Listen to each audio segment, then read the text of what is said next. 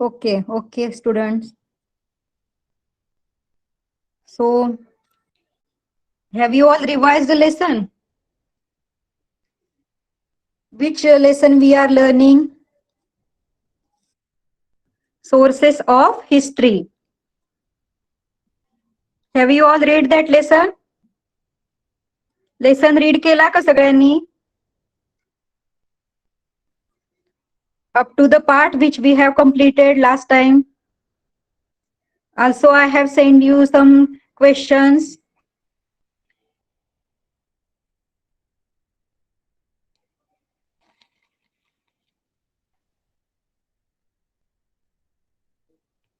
Okay, so many students are saying yes. Okay, very good.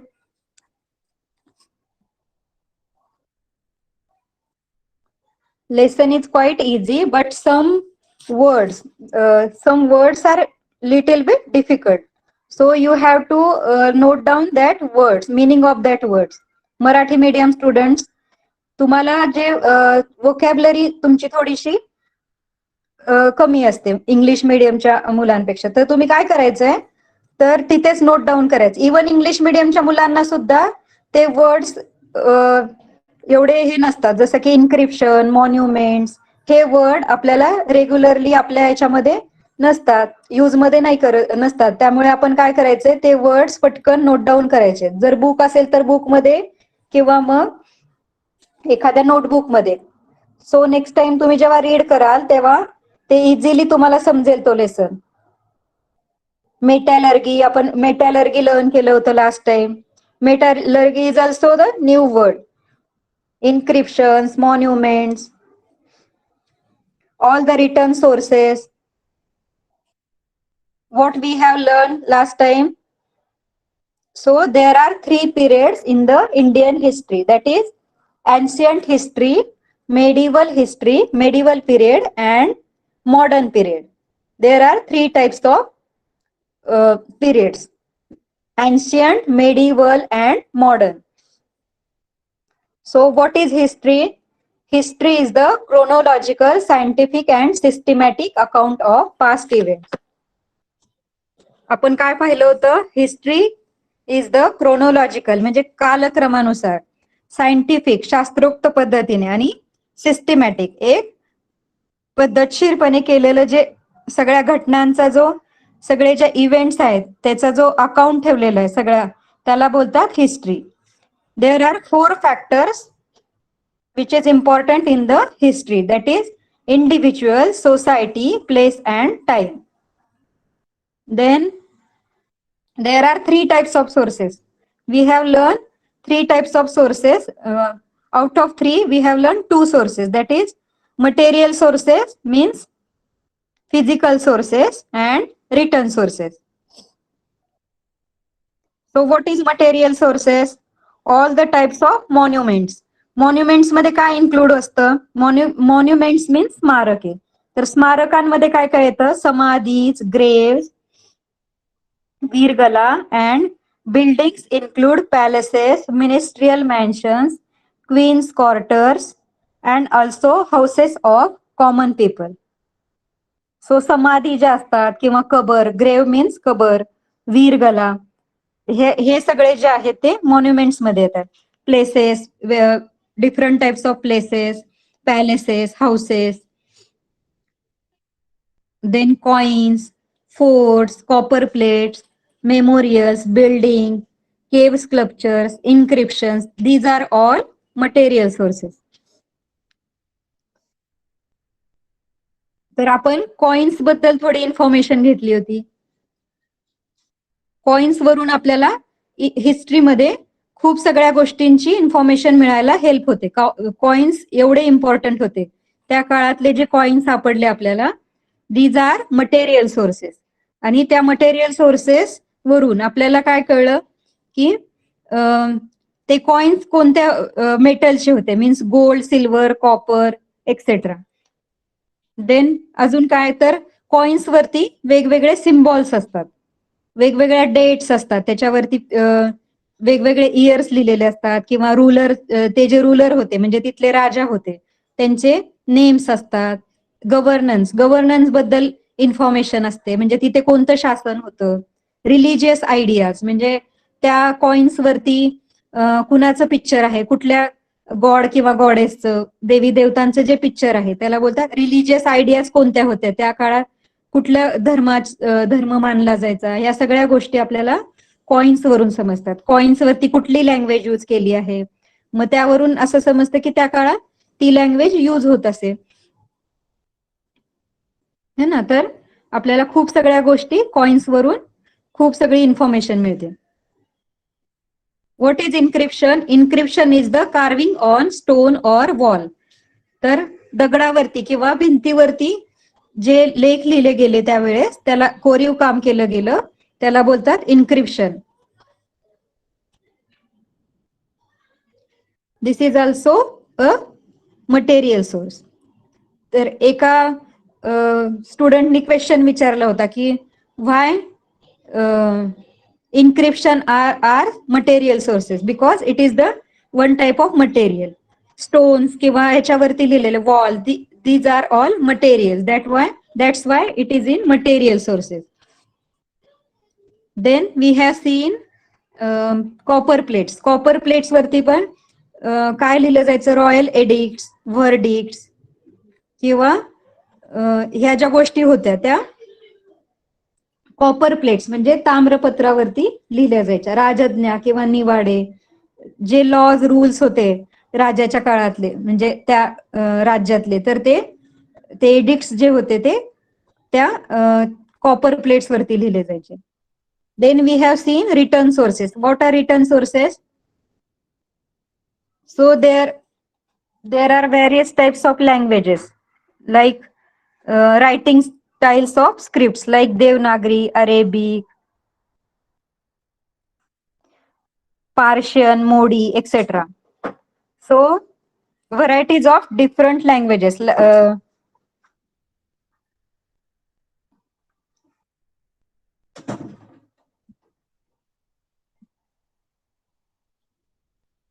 आवाज येतोय का सगळ्यांना?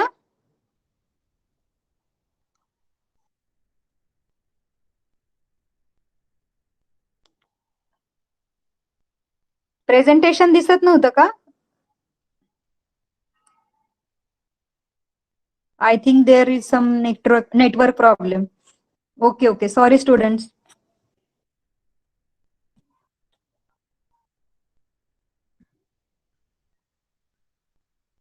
आता दिसतंय सगळ्यांना प्रेझेंटेशन?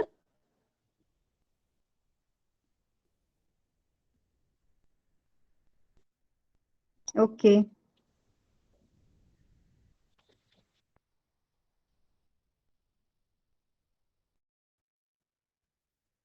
सो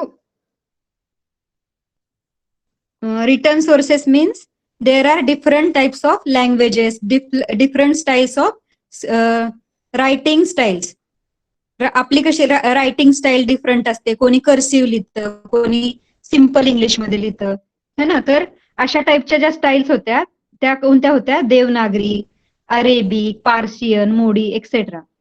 आणि डिफरंट लँग्वेजेस बोलल्या जायच्या त्या पिरियडमध्ये. डिफरंट रिजन मध्ये डिफरंट लँग्वेजेस बोलल्या जायच्या. आणि त्या लँग्वेजेस कुठे लिहून ठेवल्या होत्या? त्या सगळ्या ते ज्या स्क्रिप्ट होत्या त्या भुर्जपत्रा किंवा मॅन्युस्क्रिप्ट, ग्रंथ, ट्रीटीज, पोथी, एडिक्ट्स किंवा डेक्रीज, बायोग्राफी, चरित्र किंवा त्याचे पेंटिंग्स बनवलेले असायचे. ह्या सगळ्या गोष्टी रिटर्न सोर्सेस मध्ये येतात.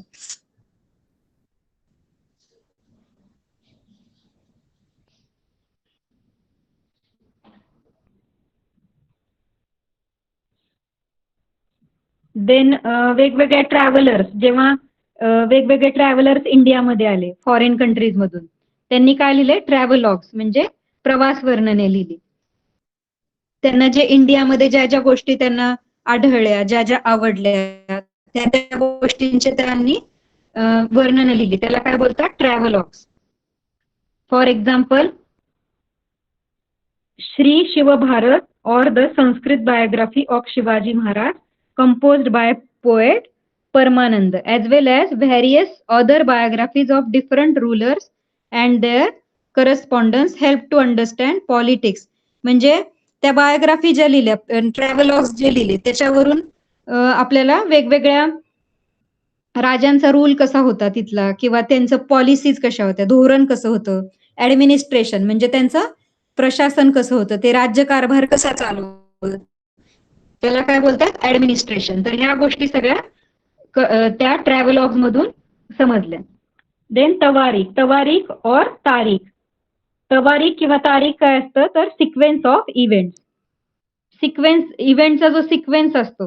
तारीख आपण नॉर्मली बोलतो तारीख किंवा डेट, तसा एक आपला डेटचा सिक्वेन्स असतो, म्हणजे त्याच्यावरून आपल्याला त्या घटना समजतात. आज संडे आहे किंवा आज 1 मे महाराष्ट्र दिन, त्याच्यानंतर आता अपकमिंग जे इव्हेंट्स असतील त्या तारखेनुसार आपल्याला समजतात. तर तशाच टाईपचा सिक्वेन्स ऑफ इव्हेंट्स. तारीख मीन्स, तवारीख मीन्स सिक्वेन्स ऑफ इव्हेंट्स.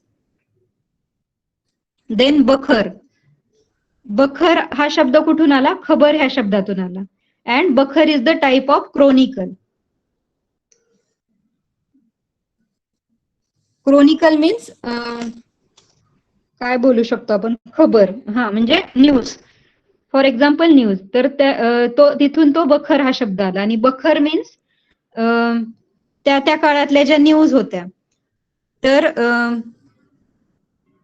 त्या समजायचं. जसं पॉलिटिकल हॅपनिंग्स म्हणजे त्यांच्या राजकारणामध्ये, राज्याच्या काळात राजकारणात कोणत्या गोष्टी, आता जसं आपण न्यूज चॅनल असतात त्याच्यावरती आपण वेगवेगळ्या, किंवा न्यूज पेपर्स, त्याच्यामध्ये वेगवेगळ्या गोष्टी पॉलिटिकल असतात, काही कल्चरल असतात, सोशल असतात, सगळ्या टाईपच्या न्यूज पेपरमध्ये बघायला भेटतात आपल्याला. तशा टाईपचं बखर एक सिस्टीम होती.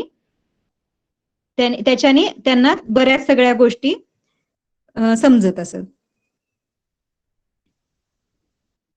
देर are some names of bakhars like Sabhasad बखर,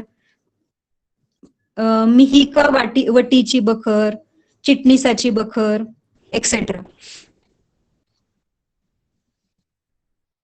लक्षात आलं सगळ्यांच्या? लास्ट टाइम आपण काय लर्न केलं होतं?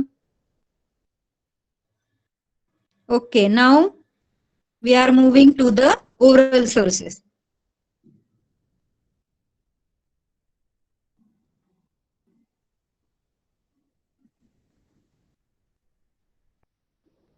Okay,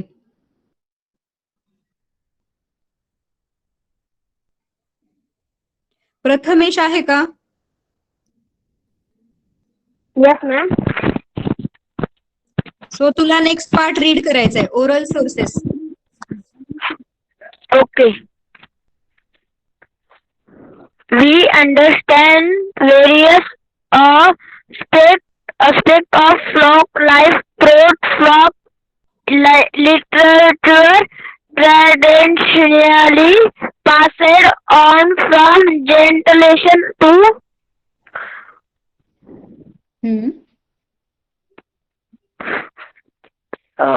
generation. Some examples are Ovi's flock song, Povada's flock tales, legends, and myths. Such type of sources are called oral sources of history. History is written with the help of three type of source.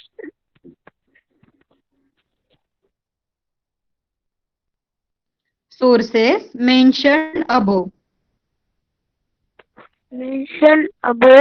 Even after it has been written down, research on it goes on continuously. New sources and information come to light through this research. Then history has to be written accordingly. We can see that our history book and those of our parents and grandparents different to a certain extent. Okay, very good. So oral sources म्हणजे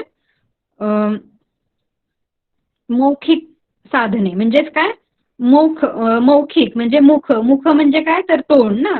तर मुखातून जे आलेले आहेत म्हणजे तोंडावाटे जे आलेले तर त्याला बोलतात ओरल सोर्सेस. ओरली म्हणजे तोंडी. तर ओरल सोर्सेस म्हणजे तोंडी साधने जी बोलली गेलेली आहेत. फक्त जी कथा असतात, लोकगीते असतात, पोवाडे, ओव्या, अभंग हे सगळे काय म्हणतो आपण? तोंडाने म्हणतो. किंवा कथा सांगतो, एकमेकांना स्टोरीज सांगतो. म्हणजे काय करतो? ओरली सांगतो, तोंडी सांगतो ह्या सगळ्या गोष्टी. तर त्या सगळ्या येतात ओरल सोर्सेसमध्ये. तर लिजेंड्स म्हणजे पण कथा. प्रोवर्ब मीन्स म्हणी. पोवाडा, पोवाडे गायचे त्यावेळेला असे काही एक प्रकारचे गीत असायचे, त्याला बोलतात पोवाडा. शिवाजी महाराजांच्या काळात वगैरे पोवाडे गायले जायचे. अभंग, अभंग जे सगळे संत लोक अभंग गायचे. श्लोक, मनाचे श्लोक वगैरे, श्लोक माहिती असतील बऱ्याच जणांना. तर श्लोक, गाथा, तुकारामांची गाथा वगैरे हे ज्या गाथा आहेत त्या तोंडी म्हणल्या जायच्या त्यावेळेस. देन फोक सॉंग्स, लोकगीत. एक कल्चरल किंवा फेस्टिवल्स मध्ये लोकगीतं गायली जायची. कल्चरल प्रोग्राम असेल किंवा फेस्टिवल असेल किंवा काही इव्हेंट असेल, ट्रॅडिशनल इव्हेंट असेल, तर किंवा गॉडला प्रे करण्यासाठी पण काही लोकगीतं गायली जायची. मिथ्स, मिथ्स म्हणजे काय? तर अशा कथा असतात त्याच्यावर मिथ्स असतात, म्हणजे त्या खोट्या असतात, पण त्या एका पिढीकडून दुसऱ्या पिढीकडे, जनरेशन टू जनरेशन पास झालेल्या असतात. त्याच्यामध्ये सत्य नसतं, पण ते मिथ्स असतात, म्हणजे खोट्या असतात थोडक्यात त्या कथा. अंधश्रद्धा किंवा अशा कथा असतात ना काही, त्याला बोलतात मिथ्स.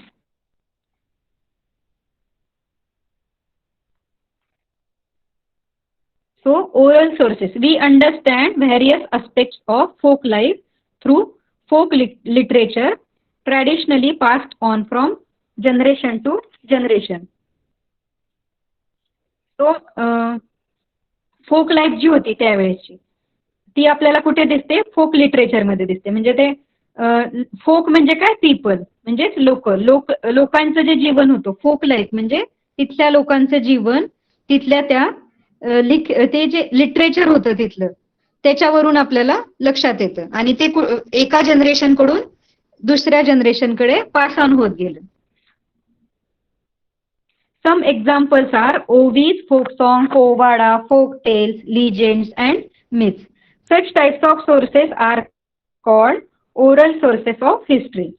तर ह्या सगळ्या टाईप ज्या आहेत, ओवी, फोक सॉन्ग, पोवाडा किंवा फोक टेल्स. फोक टेल्स म्हणजे लोककथा, लिजेंड्स म्हणजे पण स्टोरीज, अँड मिथ्स. काही अशा स्टोरीज असतात ज्याला काही बेस नसतो, तरी पण त्या नेहमीच ऐकवल्या जातात, तर त्याला काय बोलतात? Myths. Such type of sources are called oral sources of history. History is written with the help of 3 types of sources mentioned above.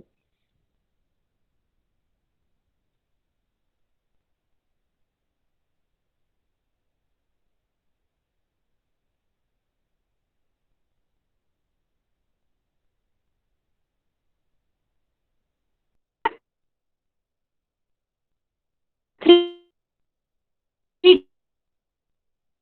types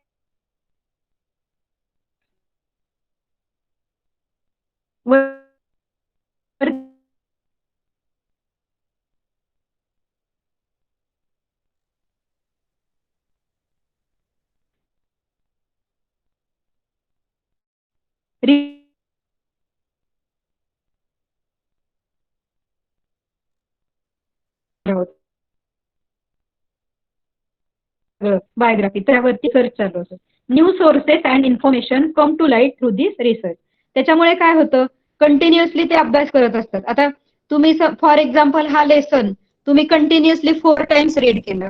first time read केला, थोडासा समजला, अजून नंतर रीड केला तर अजून थोडासा समजणार, परत तुम्ही रीड करायला घेतला, मग तुम्ही त्यातलं डिटेलमध्ये गेला, की फॉर एक्झाम्पल पोवाडे काय असतं ते तुम्ही शोधून काढलं गुगलवरून, किंवा मग लिजेंड्स कसे होते, मिथ्स म्हणजे काय, ह्या गोष्टी तुम्ही गुगलवरती अजून सर्च केला. म्हणजे काय केला? तुम्ही रिसर्च केला. तुम्ही जेव्हा रिसर्च करणार त्यावेळेला तुम्हाला अजून काही नवीन नवीन गोष्टी समजणार. हा लेसन रीड करणं तर सोपं आहे, पण तुम्ही कंटिन्युअसली त्याच्यावरती रिसर्च करणार तर अजून नवीन नवीन गोष्टी तुम्हाला समजणार. कोणते राजे होऊन गेले, फॉर एक्झाम्पल तवारीख, तारीख ह्या गोष्टी आहेत. त्याच्यावरून बिरुनी, जिउद्दीन बरानी हे जे आहेत त्यांनी ह्या तवारीख लिहिल्या. मग हे लोक कोण होते? तर हा काय असतो सगळा रिसर्च. तसं हे हे जे इतिहासकार असतात, शास्त्रज्ञ असतात, ते कंटिन्युअसली रिसर्च करत असतात आणि त्यामधून त्यांना नवीन नवीन इन्फॉर्मेशन कंटिन्युअसली मिळत असते. Then history has to be rewritten accordingly, आणि त्याच्यामुळे ही हिस्ट्री जी असते ती परत परत लिहिली जाते. अजून न्यू थिंग्स समजल्या त्यांना की त्या परत अजून लिहितात. मग असं रिरिटन म्हणजे कंटिन्युअसली परत परत लिहिली जाते history. We can see that our history books and those of our parents and grandparents differ to a certain extent. म्हणजे काय, आपले जे इतिहासाचे बुक आहेत, हिस्ट्री बुक्स, ते आपल्या पॅरेंट्सच्या म्हणजे जनरेशन मध्ये वेगळे होते, आणि आपले ग्रँड पॅरेंट्स, आजी आजोबांचे जर तुम्ही इतिहासाचे बुक्स घेतले तर ते डिफरंट असणार आहेत. त्याच्यामधले थोडेसे कंटेंट वेगळे वेगळे असणार आहेत, कारण हिस्ट्रीवरती कंटिन्युअस रिसर्च होत असतो आणि रिसर्च मधून न्यू न्यू थिंग्स आपल्याला समजतात. अंडरस्टूड? समजतंय का सगळ्यांना?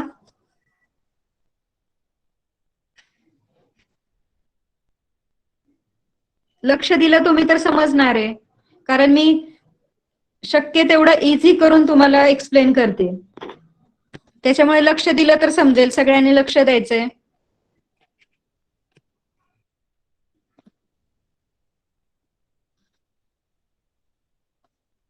Keep reading with me. Do you know the powadas of Tanaji? Given below an extract from a powada composed by Tulsidas Shahir. तर खाली एक पोवाडा दिलेला आहे, तर तो तुलसीदास शाहीर यांनी लिहिलेला आहे. He portrays the Kondhana campaign in it.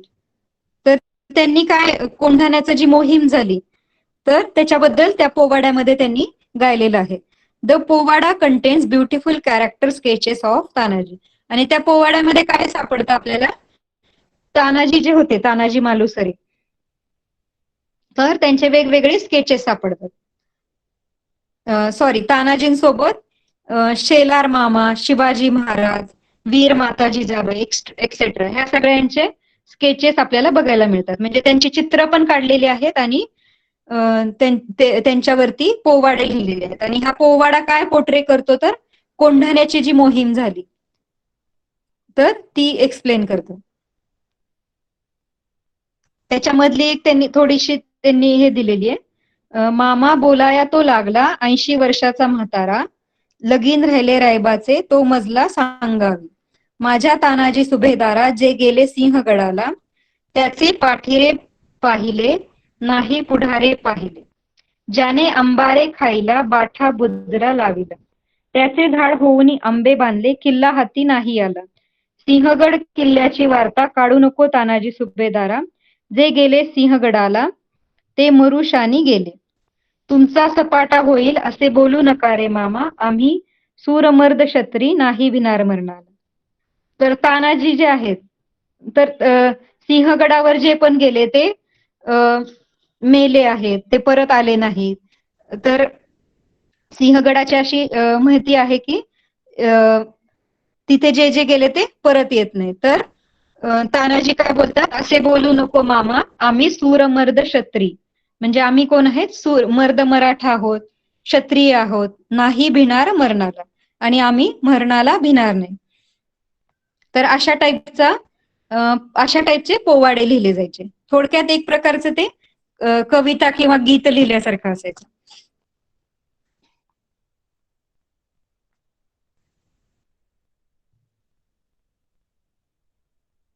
So understood?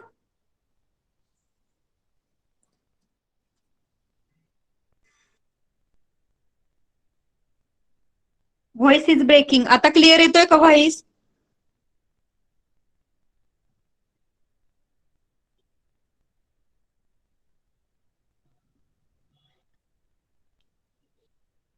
Sanjana,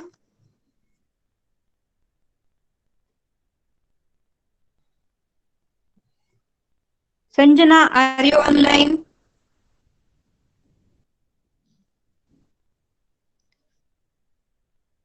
Where is Sanjana?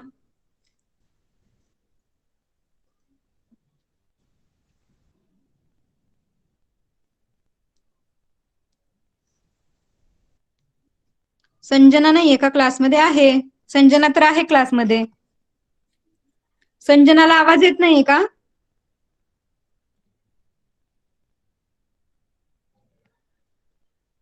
Tanvi, Yes, ma'am. Tanvi ना? Yes.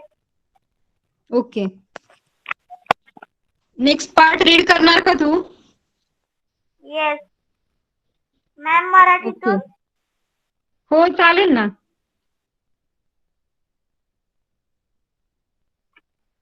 एकच पॅराग्राफ रीड कर. ओके. ऐतिहासिक साधनांचे मूल्यमापन. ही सर्व साधने वापरण्यापूर्वी काही काळजी घेणे आवश्यक असते. त्यांची विश्वसनीयता तपासावी लागते. यातील अस्सल साधने कोणती आणि बनावट कोणती ते शोधावे लागते. अंतर्गत प्रमाणके पाहून त्यांचा दर्जा ठरवता येतो.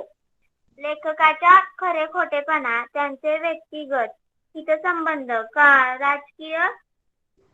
राजकीय दबाव यांचाही अभ्यास करावा लागतो. ही माहिती ऐकीव आहे की त्यांनी स्वतः पाहिलेली आहे यालाही महत्व असते. लेखनातील अतिशयोक्ती, प्रतिमा, प्रतीके, अलंकार यांचाही विचार करावा लागतो. इतर समकालीन साधनांशी ती माहिती पडताळून पाहावी लागते. आपल्याला मिळालेली माहिती एकांगी, विसंगत किंवा अतिरंजित असण्याची अशक्यता नाकारता येत नाही. त्यामुळे त्याचा वापर करताना तारतम्य ठेवावे लागते. सदैव चिकित्सा करूनच या साधनांचा वापर करण्याची दक्षता घेणे गरजेचे असते.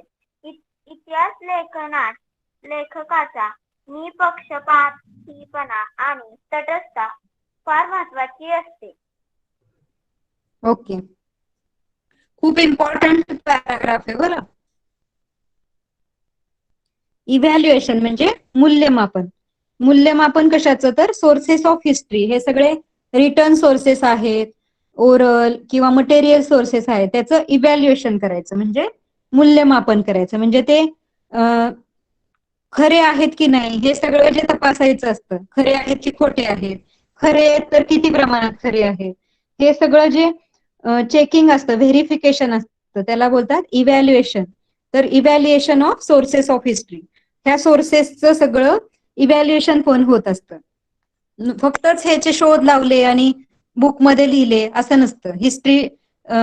हिस्ट्री पिरियड बनवला आणि त्याच्यामध्ये हे सगळं लिहिलं, तो जो मेडिवल पिरियड बघतो आपण, तर असं नाहीये. त्याला काय करायला लागतं? प्रॉपर इव्हॅल्युएशन करावं लागतं. म्हणजे पडताळणी करावी लागते, व्हेरिफिकेशन करावं लागतं. तेव्हाच मग ह्या सोर्सेस ऑफ हिस्ट्री खऱ्या मानल्या जातात. म्हणजे त्या जेन्युअन आहेत की नाही ते समजतं त्याच्यावरून. It is necessary to take certain precautions before using these sources of history.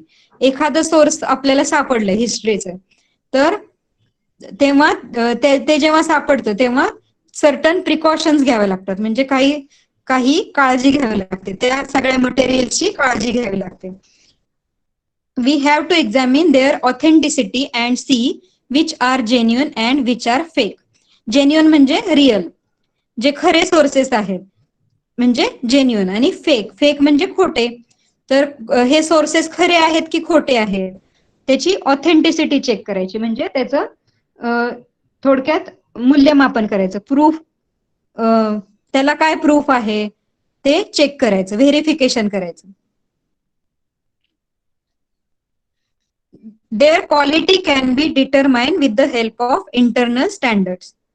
तर अंतर्गत प्रमाणके म्हणजे इंटरनल स्टँडर्ड्स, तर ती चेक करण्यासाठी, ते सोर्सेस ऑफ हिस्ट्री चेक करण्यासाठी त्यांनी काही अंतर्गत प्रमाणके बनवली, प्रूफ्स बनवून ठेवले. तर ते प्रूफ्स मध्ये ते खरे उतरतात की नाही, ती साधने जी आहेत तर ती खरी उतरतायत की नाही, हे जे सगळे इंटरनल स्टँडर्ड्स किंवा ते चेक करण्यासाठी, ते व्हेरिफिकेशन करण्यासाठी जे काही त्यांनी बनवलेले आहेत, जी साधनं बनवली त्याच्यामध्ये ते फिट बसतायत की नाही, हे सगळं त्यांना त्याची क्वालिटी चेक करावी लागते.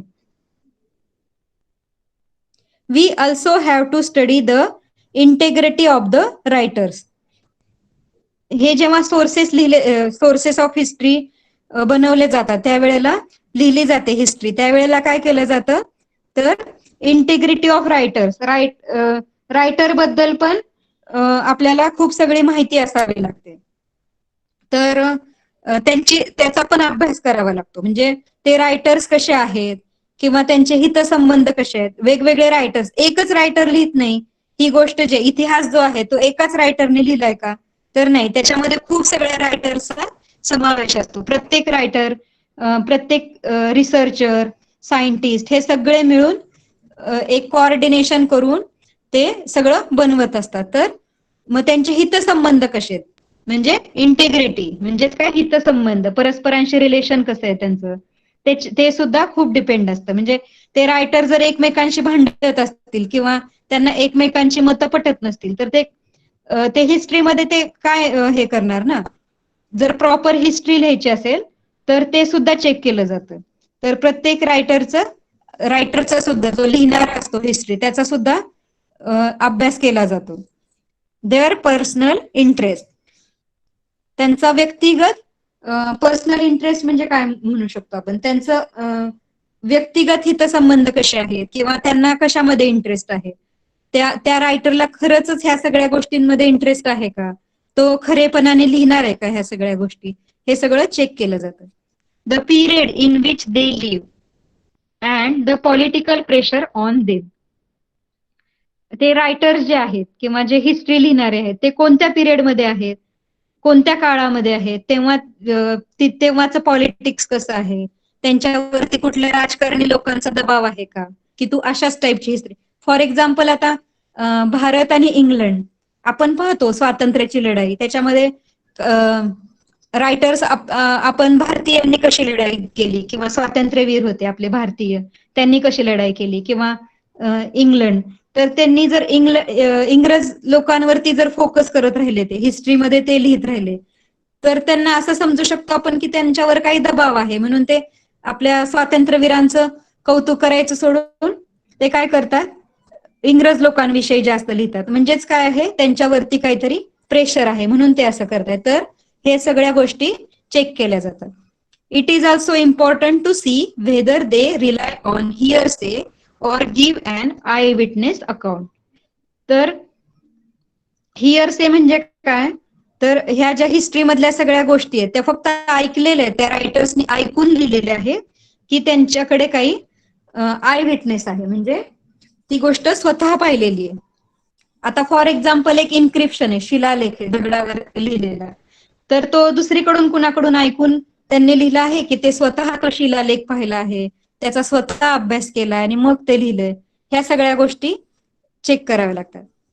We need to consider a exaggeration, metaphor and other literary devices they use. म्हणजे कधी कधी हिस्ट्रीमध्ये अलंकार यूज केले जातात.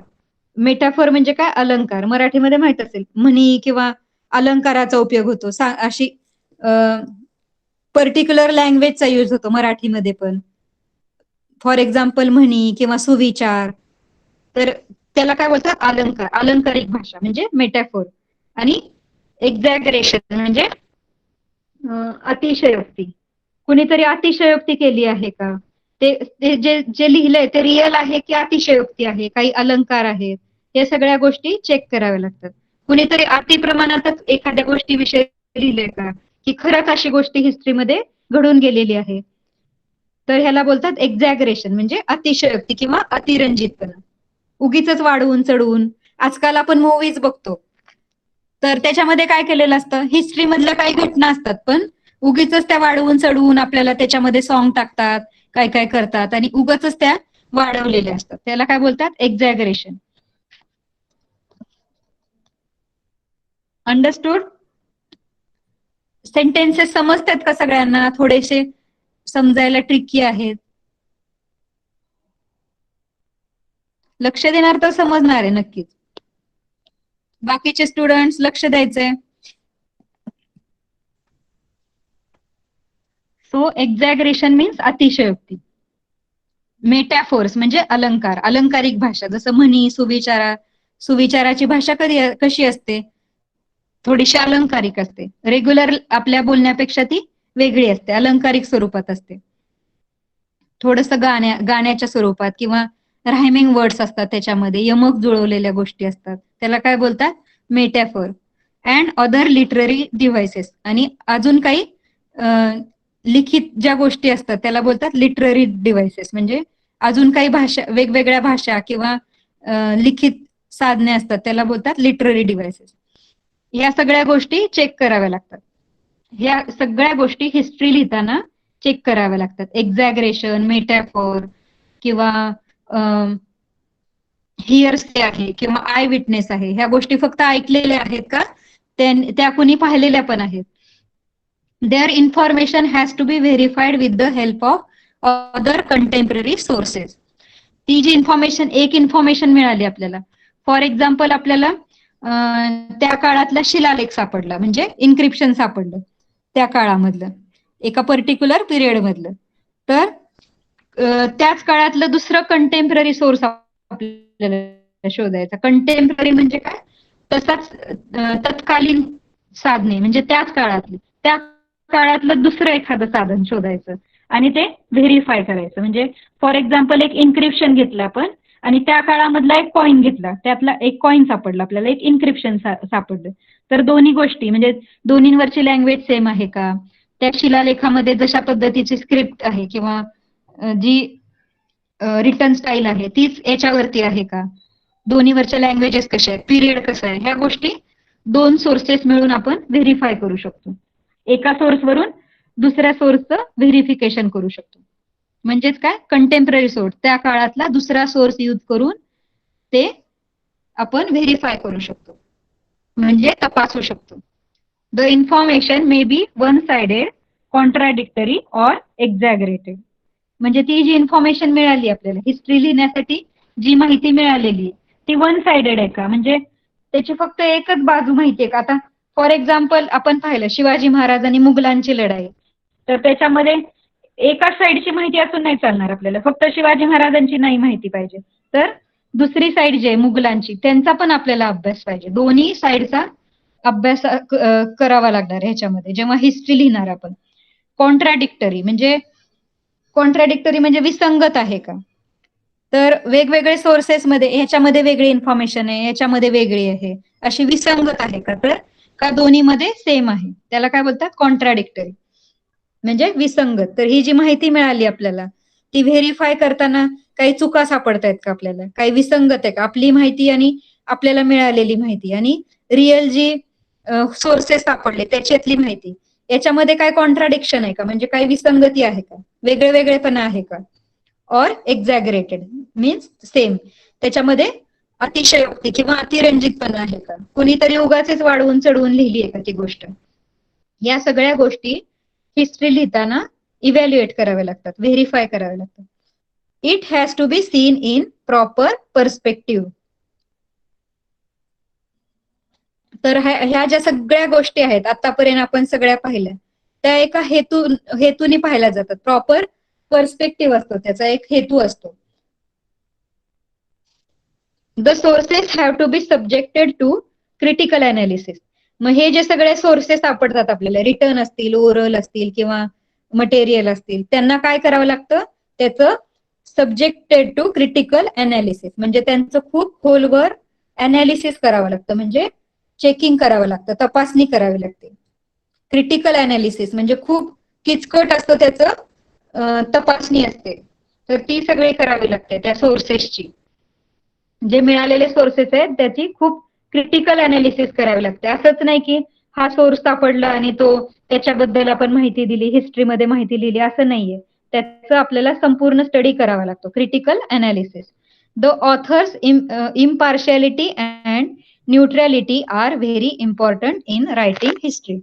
हिस्ट्री लिहिताना सगळ्यात मोस्ट इम्पॉर्टंट त्यांनी थिंग सांगितली तर ऑथर्स इम्पार्शियालिटी. जो लेखक आहे, जो लिहिणारा लेखक आहे तो इम्पार्शियल असला पाहिजे, म्हणजे निपक्षपातीपणा. तो पक्षपाती नसला पाहिजे. तर एकाच ह्याच्याविषयी राजाविषयी तो जास्त लिहिणार, त्याच काळात पिरियड मधल्या दुसऱ्या राजाविषयी कमी लिहिणार, म्हणजे जो निपक्षपातीपणा झाला ना. त्याला जो आवडतो त्याच्याविषयी जास्त लिहिणार, त्याला नाही आवडत आहे ती गोष्ट तर त्यांच्याविषयी कमी लिहिणार. तर असं चालणार नाही, निपक्षपाती नाही. तो कसा असला पाहिजे, पार्शियल असला पाहिजे, नॉट इम्पार्शियल, म्हणजे तो पक्षपाती नसला पाहिजे. सगळ्यांबरोबर त्याचा सेम असलं पाहिजे. त्याचं जे बिहेवियर आहे हिस्ट्री लिहिताना ते समान असलं पाहिजे. अँड न्यूट्रॅलिटी, तटस्थता. न्यूट्रल म्हणजे कसं, तटस्थ म्हणजे न्यूट्रल. ना ह्याचं ऐकायचंय ना त्याचं, जे योग्य आहे तेच हिस्ट्रीमध्ये लिहायचं. लेखक कसा असला पाहिजे, एखादा पॉलिटिशियननी सांगितलं, आपण वरती पाहिलं की त्यांच्यावरती पॉलिटिकल प्रेशर पण असतं, राजकारण्यांचा पण दबाव असतो हिस्ट्री लिहिताना. तर मग त्याला कसं असलं पाहिजे, न्यूट्रल असलं पाहिजे. ना ह्याचं ऐकायचंय ना त्याचं ऐकायचंय, जे योग्य आहे तेच हिस्ट्रीमध्ये लिहायचंय. ही जी गोष्ट आहे ती काय असते, इम्पार्शियल अँड न्यूट्रल. न्यूट्रॅलिटी म्हणजे निपक्षपातीपणा आणि तटस्थता. These are very important in writing history. समजलं की परत एकदा सांगायचंय?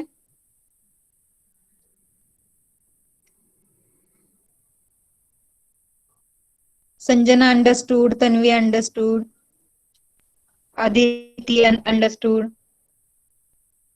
बाकीचे स्टुडंट?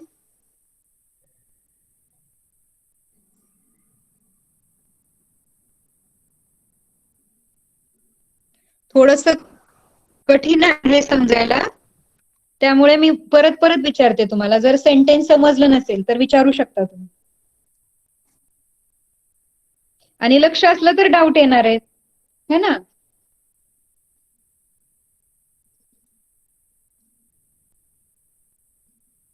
तर क्वेश्चन आन्सर आले पाहिजेत मग तुम्हाला. आता जर मी क्वेश्चन विचारले तर तुम्हाला आन्सर आले पाहिजेत, जर लेसन समजला असेल तर.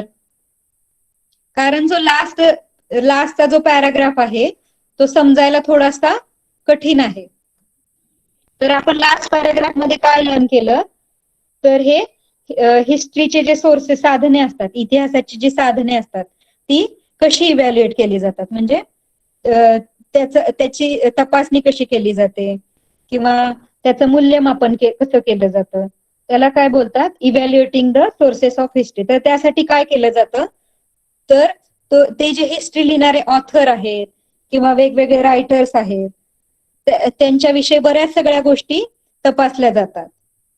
प्लस जे पुरावे सापडले आपल्याला त्याचा पण खूप डीप मध्ये स्टडी केला जातो, त्यांचं क्रिटिकल अनालिसिस केला जातं. आणि जे रायटर आहेत ते इम्पार्शियल आणि न्यूट्रल असले पाहिजे, हिस्ट्री लिहिणारे रायटर.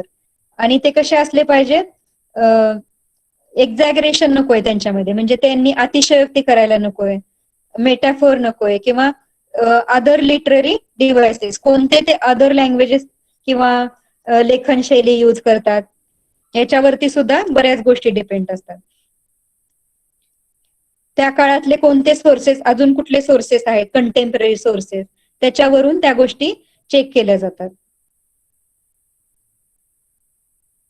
आणि जी मिळालेली माहिती आहे, जी रायटरनी माहिती लिहिलेली आहे ती वन साइडेड आहे का, म्हणजे एकाच बाजूने विचार केलाय का, त्याचा विसंगत आहे का, कॉन्ट्राडिक्टरी आहे का, एक्झॅगरेटर आहे का, ह्या सगळ्या गोष्टी चेक केल्या जातात. तेव्हाच ते हिस्ट्री जी आहे ती लिहिली जाते.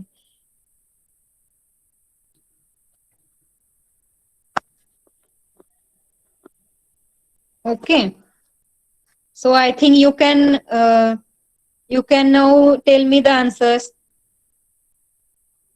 There are some one word questions like complete the name of the following sources of history. Here are some sources of history. You have to write, you have to complete that words. First source is starts from L.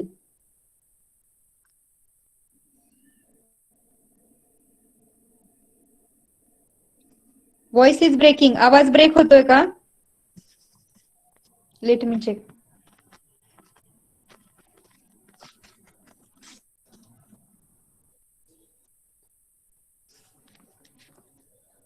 Who have a doubt?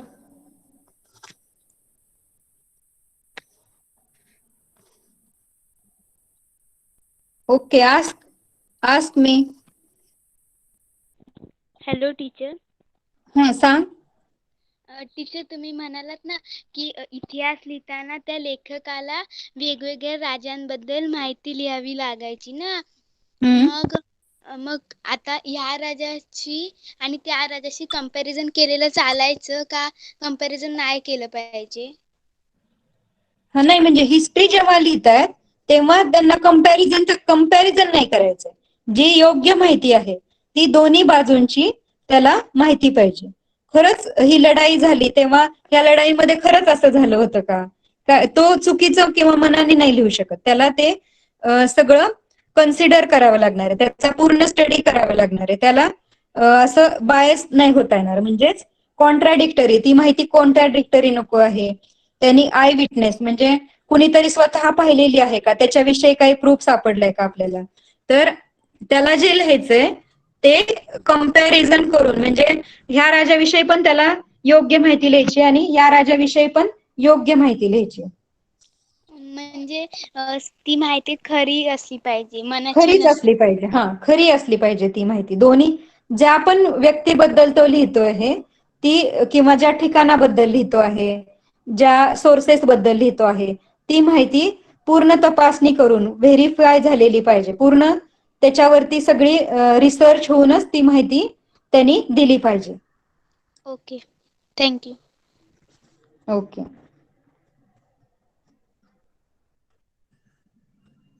So हे sources of history मध्ये L पासून कोणता source असतो आठवतंय? बघा बरं, L पासून कोणता आपण सोर्सेस जे पाहिले एवढे सगळे. Yes, legend. लिजेंड मीन्स कथा किंवा गोष्टी ज्या बोलतो त्याला बोलतात legend. Then next is T पासून स्टार्ट होतो सोर्स. तारीख किंवा तवारीख ना. तवारीख बसतोय का तारीख बसतोय? तारीख बसतोय ते.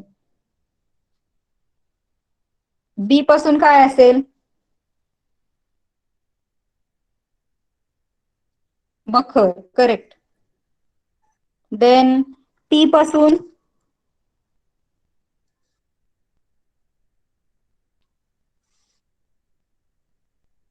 पोवाडा, करेक्ट. देन आय पासून थोडासा मोठा वर्ड आहे. आय पासून काय होऊ शकतं?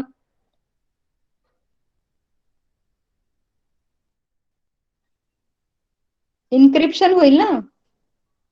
आय पासून इन्क्रिप्शन.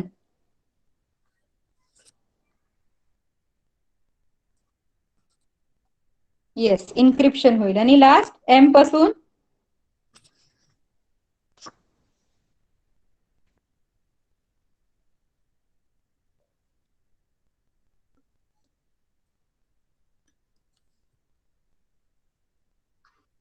Monument, correct. तुम्हाला वर्ड सापडतायत म्हणजे थोडा थोडा तुमचा अभ्यास झालेला आहे ह्या लेसनचा. Very good. Let's write what do monuments include. आत्ताच मी तुम्हाला याच्यामध्ये सांगितलं होतं फर्स्ट पेज वरती जेव्हा आपण रिवाइज करत होतो त्यावेळेला आपण पाहिलं होतं मॉन्युमेंट्स मध्ये काय काय येतं.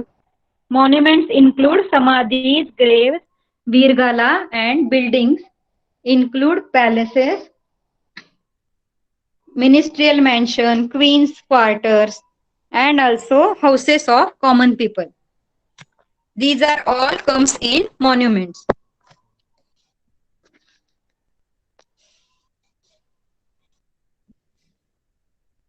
Then what is the next question? तारीख. What is तारीख? तारीख तर तुम्हाला भेटून जाईल.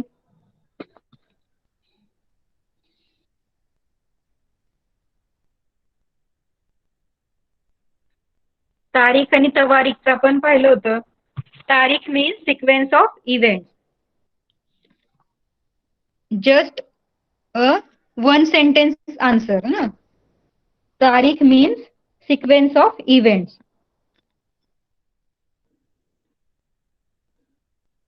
What qualities of the author are important in writing history? आता जे लास्टला आपण पाहिलं तर त्याच्यामध्ये तुम्हाला रायटरच्या क्वालिटीज मिळून जातील. तर हिस्ट्री लिहिणारा जो ऑथर आहे किंवा रायटर आहे तो त्याच्या क्वालिटीज काय असल्या पाहिजेत हे सगळं याच्यामध्ये क्वालिटीज ऑफ द ऑथर मध्ये.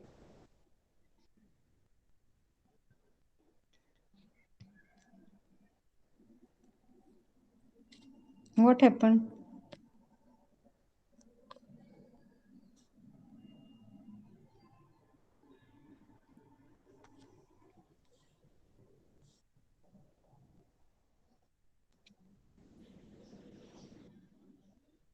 असं का होतंय?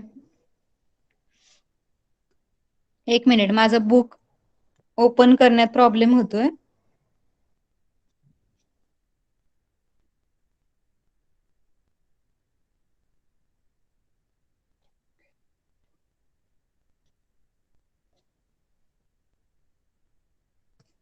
असं का होत आहे? Don't know.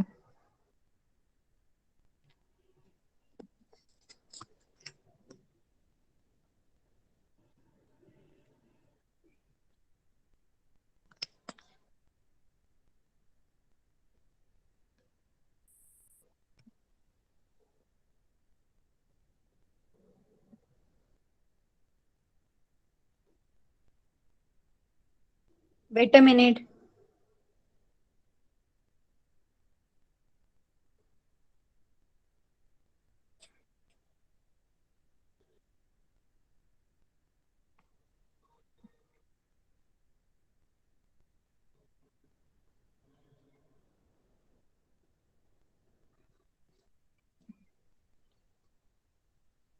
आता दिसतंय का?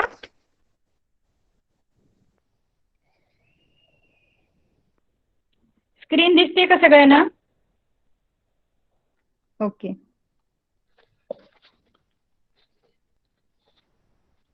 So next one is find odd man out. तर खाली काही वर्ड दिले त्याच्यामधला ऑड वर्ड आपल्याला फाइंड आउट करायचा.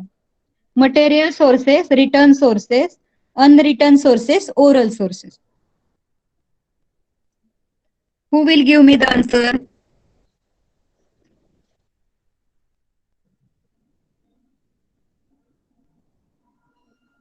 Mihika.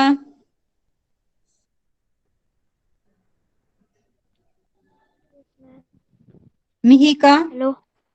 Hello. Yes. Find the odd one out. Material sources, return sources, unwritten sources, oral sources. Unwritten याच्यामध्ये source. Yes correct. 3 टाईपचे source आपण पाहिले. अनरिटन हा काय आहे तो आपण याच्यामध्ये नाहीये, सोर्सेस मध्ये नाहीये. ओके. मॉन्युमेंट्स, कॉइन्स, केव स्कल्पचर, स्टोरीज. कोण सांगेल मला? मॉन्युमेंट्स, कॉइन्स, केव स्कल्पचर्स अँड स्टोरीज याच्यामध्ये ऑड वन आउट कोणता आहे?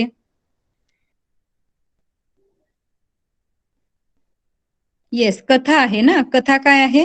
ओरल सोर्स आहे, त्याच्यामुळे that is odd one out.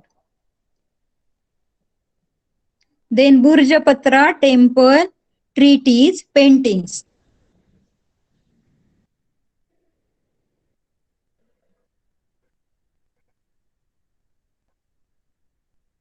Okay, Deepika, tell me what is the answer? Burjapatra, temple, treatise, painting. Ma'am temples. Yes, correct. कारण भूर्जपत्र, treatise आणि paintings हे written sources मध्ये येतं. Yes, correct. Other are written sources. Temple is the material source. Then OVs, Tariq, folk tales, myths. Harsh. Harsh आहे का?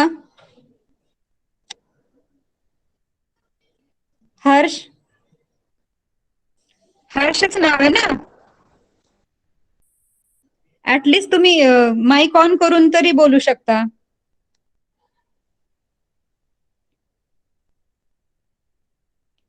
हर्ष होता ना आपल्या क्लासमध्ये.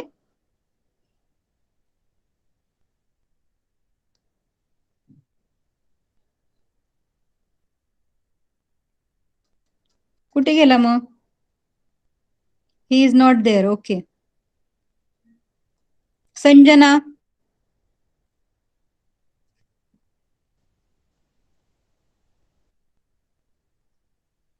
संजना पण नाहीये का? ओवी, तारीख, फोकटेल्स, मिथ्स.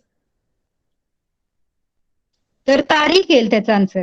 ओवीज, फोकटेल्स आणि मिथ हे सगळे ओरल सोर्सेस आहेत आणि तारीख रिटर्न सोर्स आहे. त्याच्यामुळे मिथके नाही येणार आहे त्याचा आन्सर, तारीख येणार आहे. येस, तारीख आन्सर आहे, मिथके आन्सर नाहीये. मिथ्स म्हणजे मी तुम्हाला सांगितलं खोट्या गोष्टी असतात. जसं की असं असतं ना, कधी कधी असं बोललं जातं, एक जुना वाडा असेल, जुना बंगला गावाच्या बाहेर, आणि असं बोललं जातं तिथे भूत आहे. म्हणजे भूत खरं असतं का ऍक्च्युअल मध्ये? कधी असं तर काही नसतं. म्हणजे मिथ आहे ही गोष्ट, काय मिथ आहे. पण काही लोक म्हणजे खूप वर्षापासून त्या गावातली लोक असं समजतात की त्या जागेवरती काहीतरी विचित्र घटना आहे किंवा काय, असं अंधश्रद्धा असते त्यांची. म्हणजेच काय, myth.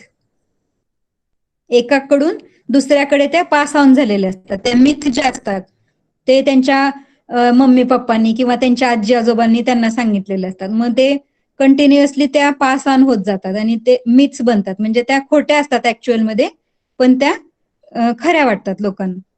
Explain the following concept. तर मटेरियल सोर्स, रिटर्न सोर्स आणि ओरल सोर्स याच्याबद्दल तुम्हाला 4 to 5 लाईन्स मध्ये एक्सप्लेनेशन द्यायचंय.